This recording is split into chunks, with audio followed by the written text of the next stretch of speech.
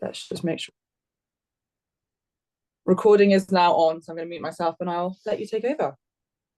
Okay, thank you very much, Jess, and good morning, everyone. It's nice to see some familiar names and some new names as well. My name is Peter Liddel, and I'm going to talk to you a bit this morning about Attic inscriptions and the dynamics of Athenian imperialism. My research interest, I'm based at the University of Manchester, is into ancient Athenian inscriptions, including those of the classical period, my research interests intersect with some of the specifications of ancient history A level, and I'm going to be talking about some of those overlaps today. The historical context in which we're thinking is the entity which was originally known as the Delian League, a confederacy of allies established by the Athenians in the aftermath of the Persian Wars in 478 BC. From the beginning of that confederacy, as you know, the Athenians organized or co-organized the payment of tributes, often in the shape of ships, often in the shape of money, to the central treasury on the island of Delos, and it was called the Delian League. Delos, the Cycladic island, was the center of that confederacy. So the foundations of that Delian confederacy led to the gradual, possibly, development of Athenian power and dominance over the confederacy throughout the 5th century BC, so that by about 431 BC, we can talk about an Athenian empire, and we can talk about Athenian power as dominant over those allies. And on this map here, you're looking at the maximum extent of the Athenian empire in about 431 BC. So I suppose one thing to note is that primarily it's a confederacy formed of coastal cities and islands. So it's not a territorial empire in the same sense that the Achaemenid Empire or the Roman Empire turned out to be. It's a quite different geopolitical entity. So the approach that I'm going to offer this morning to the Athenian Empire is to think about what inscriptions can tell us about Athenian power and how they can help us understand different aspects of it and Athenian power as a dynamic entity. One of the research projects that I'm very much involved in is the one called Attic Inscriptions Online, which is aiming to translate many of them for the first time, ancient Athenian inscriptions that survive, mostly written on stone. And this has been going for some years now. It was established by Stephen Lambert, the epigrapher Stephen Lambert, and by March 2024, it had translated about 2,500 Athenian inscriptions. So it's quite a significant resource for research into Athenian and Greek history. And hopefully it's of some use to everybody who studies the subject, not just undergraduates, but also teachers and students as well. On the Attic Inscriptions Online website, we host a number of different resources. So, for instance, in our series called AIO Papers, there's a 2017 paper written by Stephen Lambert on the Chalcis Decree and the Tribute Reassessment Decree. And of course, those are two of the most important inscriptions on the specifications for A-level ancient history. And that's quite a detailed and serious paper, probably one for very advanced students and teachers, but probably not for everyone. It's a brilliant and detailed study. We also, on the AIO website, host some pages called Attic Inscriptions Education, which contains resources aimed at different key stages and different classical qualifications at pre-18 stage, which are designed to support teachers and students who are interested in thinking about inscriptions as a way of thinking about the specifications on their syllabus. So in particular for Ancient History A-level, we offer a set of slides supporting the teaching of Ancient History A-level based on our research into Athenian inscriptions. We offer a set of notes on the period study on relations between Greek states and non-Greek states, 492-404 BC. Obviously, a lot of that is relevant to Athenian imperialism. And we also offer teachers' notes on which are aimed at the politics and culture of Athens. And all of these notes are based on our research into ancient Athenian inscriptions in UK collections, so many of them at the British Museum, at the Ashmolean Museum, at the Fitzwilliam, and other collections dotted across the UK. So we're very interested in trying to mobilise those collections of inscriptions so that they will be useful to teachers and students. And finally, on AIO, James Renshaw and I have co-authored some documents on 8 Attic inscriptions. The link there is at the bottom of the page there. And this is what it looks like, or this is the starting point. We've made some notes, offered teachers' notes on the ATLs, on the Athenian relations with Chalkis, and on the decrees about the reassessment of tribute.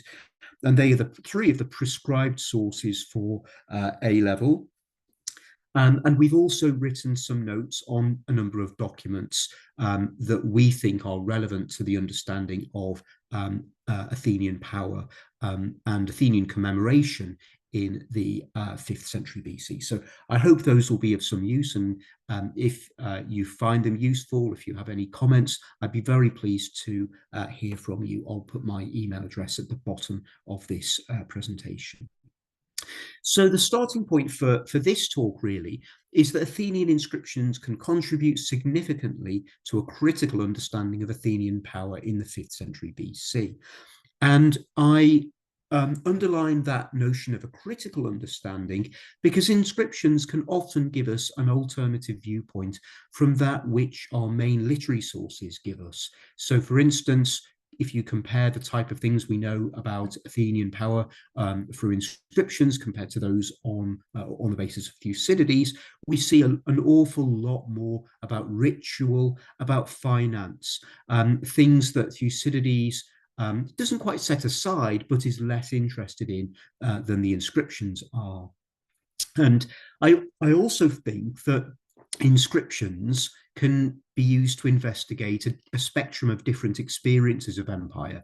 So on the one hand, the Athenian experience as opposed to the non-Athenian experience, the experience of the allies, but also the different approaches that the Athenians had to running their empire in the 5th century BC, which change as time goes on.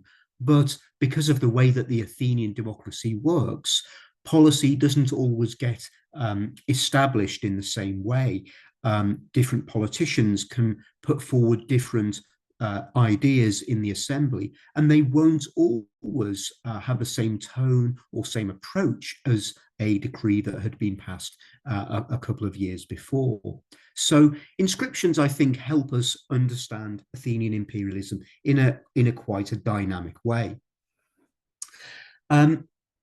I can't really give a talk on the Athenian Empire without mentioning my colleague Polly Lowe, who has written a lot more than I have on the Athenian Empire. And she edited a book in 2008, which is very important for the study of the Athenian Empire. It's a collection of papers written by eminent scholars in the late 20th century and the early 21st century, which really gives an overview of a number of different approaches to the subject. And it was published in 2008. It's still a very important collection. And it's divided in a very helpful way, I think, or a way that helps us think about different aspects of Athenian imperialism. An opening section on the origins, development of the Athenian Empire, then moving on to thinking about Athenian control of her subject states, then thinking about the question of the balance sheet. What were the costs to the allies of the Athenian Empire? What were the benefits for the Athenians? And then thinking about popularity and its relationship to propaganda. I'd also add that Polly Lowe, as a CA, supported inset event in 2021, reformulated some of those ideas and thought about the ideologies of the Athenian Empire, the infrastructure of the Athenian Empire, the discrepant experiences between different parties in the Athenian Empire. And I think these are all really useful headings for starting to ask questions about the Athenian Empire, which is why I've given you these bullet points. And I think an important question to ask is, how can we use inscriptions to investigate these eras? So, for instance, in terms of the development and chronology, and as you know, there's quite a lot of debate about how the Athenian Empire developed over time. So if we follow Thucydides, we might be able to see an increased use of repression from the 460s BC. Is it right to think about Periclean imperialism in the 440s, or is it in the 420s in association with the rise of other politicians labeled as demagogues that the Athenians start to become more imperialistic or behave with increasing harshness towards their allies? So from the middle of the 5th century BC, we start to see the appearance of inscriptions. And inscriptions can help us potentially pinpoint different changes as we notice different tones used in the language of inscriptions, or different degrees of intervention set out in those degrees of the Athenian state. But the problem is that there's quite a lot of debate about the dating of important inscriptions. So, for instance, the Chalkis decree used to be dated to the 440s. It's a decree which sets out Athenian regulations for the city of Chalkis on Eretria, but now it tends to be dated to the 420s. And of course, that changes our understanding of the development of the Athenian Empire if we're downdating important inscriptions by about 20 years. Polly Lowe, in her CPD in 2021, did use inscriptions to think about the nature of Athenian imperialism. So she started out by contrasting different views of the Athenian Empire. So the view of de Romilly, the French scholar of ancient history, taking a view of empire as repression, with that of Geoffrey de Croix, who thought of empire as liberation. He was an Oxford-based scholar of the 20th century, a Marxist scholar who associated Athenian democracy with the liberation of Athens' allies from oligarchic elites. So Polly Lowe talked about two inscriptions in particular to highlight different aspects of Athenian imperialism, those two which are on the specifications. So first of all, the Thudippos, or reassessment decree, for thinking about the logistics of empire, about the way in which the Athenians sometimes negotiated with their allies on the amount of money that they were demanding from them. And on the different experiences of empire between the Athenians and their allies. And she also talked about the Chalkis decree for assessing the role of religion, imperial negotiation, and the use of inscriptions for imposing Athenian power.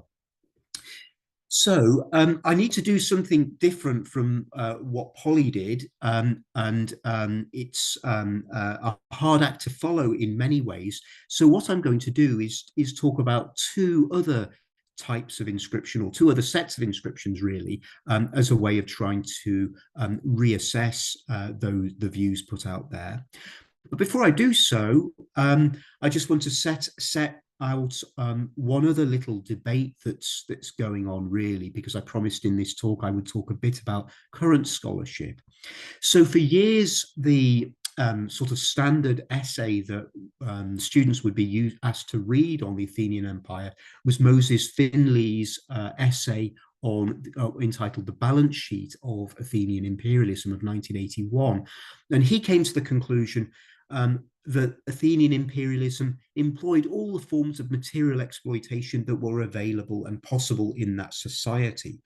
And that the Athenians attempted to exploit their allies as much as possible, but that their capability of doing that was quite limited by miscalculations, by a lack of experience. I think that issue has been revisited very successfully in an excellent new book that has come out in 2024 by Leah Lazar, called Athenian Power in the 5th Century BC.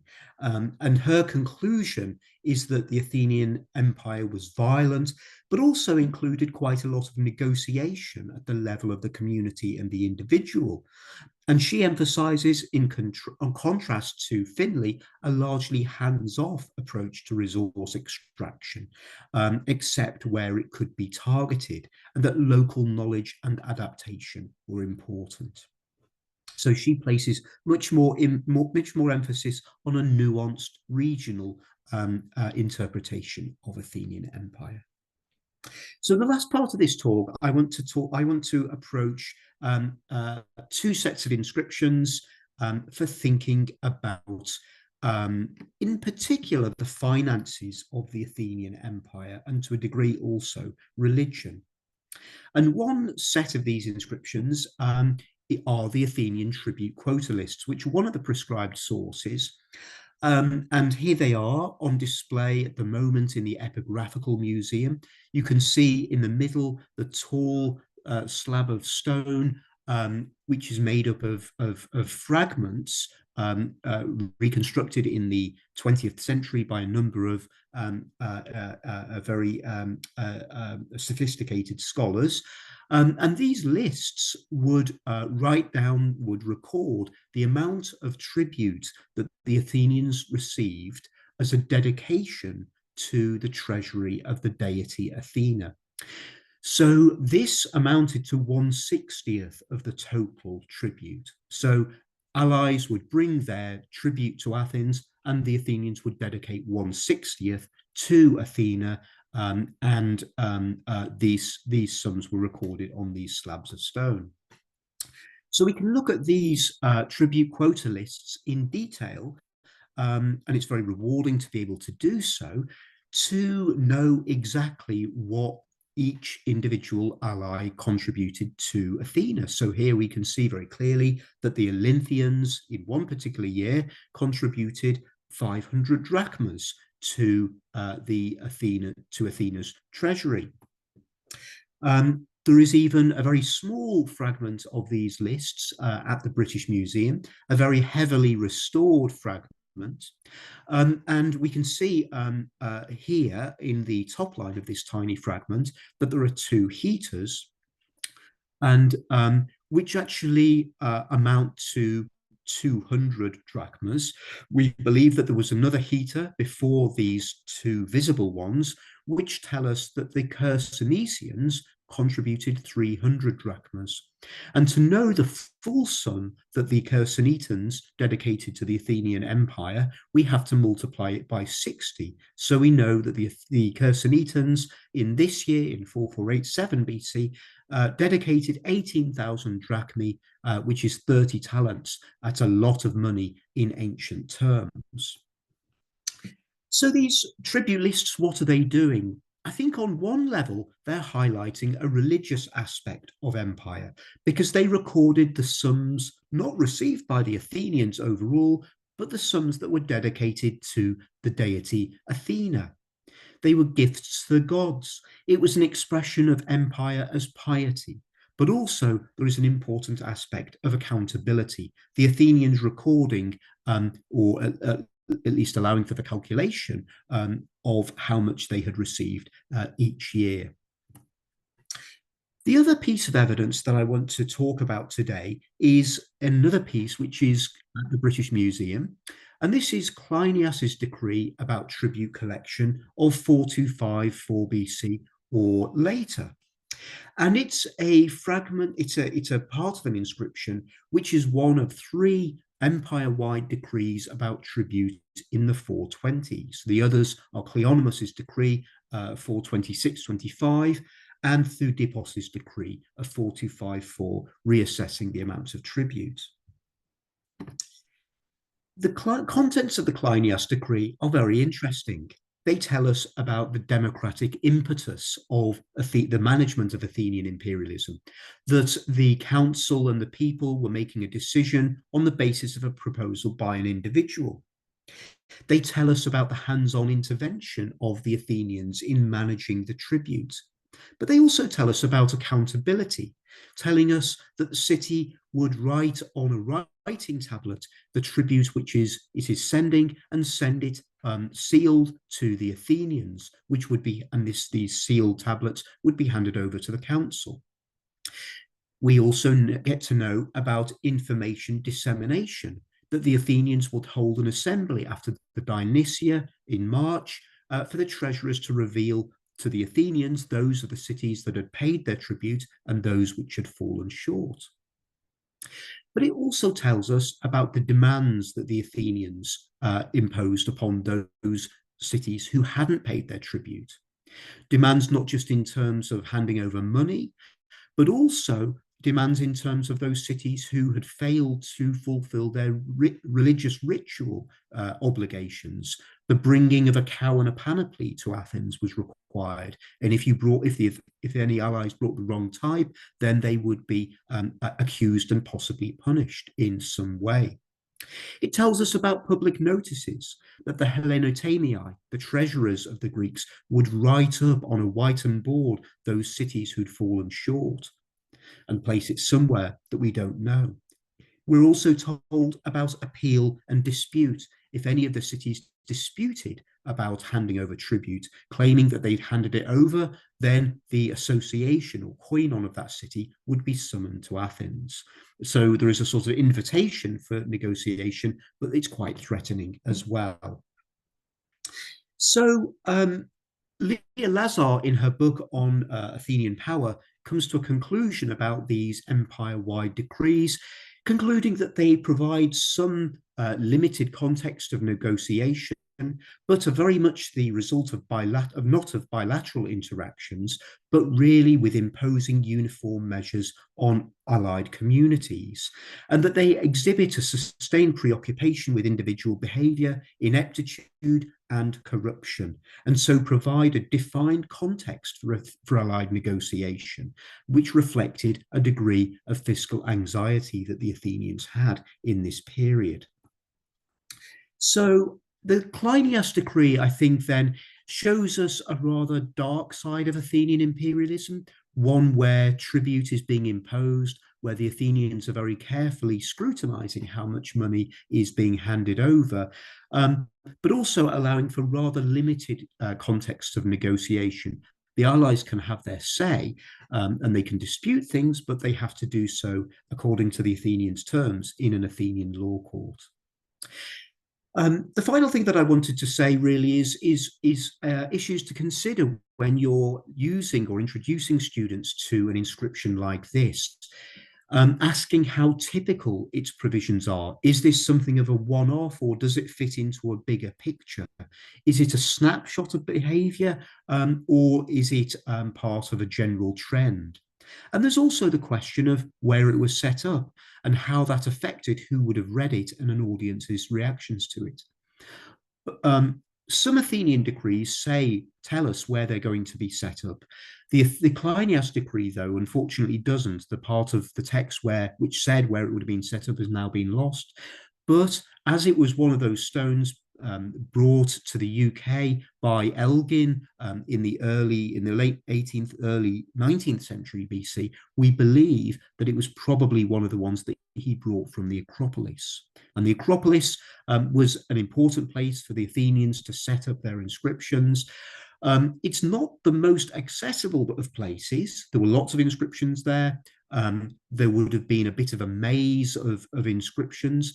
But thinking about it as a document on public display also leads us to consider how many people would have read it. Was it, or did it have a purely symbolic function, or did people really read it? were they concerned with accessibility of this new regulation? And I've given you a quote on the PowerPoint from Lisa Callett Marks, which doesn't really come to any firm conclusion about accessibility, but certainly explores the different possibilities. The symbolic function, as a signifier of democracy, but that not being necessarily contradictory to the idea that the inscription was read. So hopefully the Kleinias decree is another inscription from the 5th century Athenian Empire that will give rise to a bit more conversation about the nature of Athenian imperialism, and hopefully it's one that students will find interesting in the context of that subject. So thank you very much for listening. Hopefully there'll be a couple of minutes for questions, but I will stop there. Thank you for listening.